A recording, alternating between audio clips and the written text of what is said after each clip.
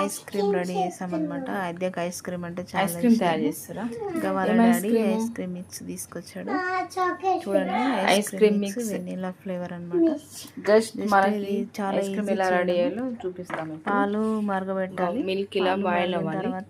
Boil అయిన తర్వాత మనం ఏం చేద్దామో చూద్దాం. అలాంటి జస్ట్ దాంట్లో వేసిన తర్వాత కలపడం అన్నమాట. ఇంకో పాలు ఇట్లా మరగాలి. మరిగిన తర్వాత ఈ ఐస్ క్రీమ్ పౌడర్ ఉంది కదా, దీన్ని ఇలా మిక్స్ చేయాలి. ఓకే, ఇదిగోండి ఇలా మొత్తం పౌడర్ ఇందులో మిక్స్ చేయాలి.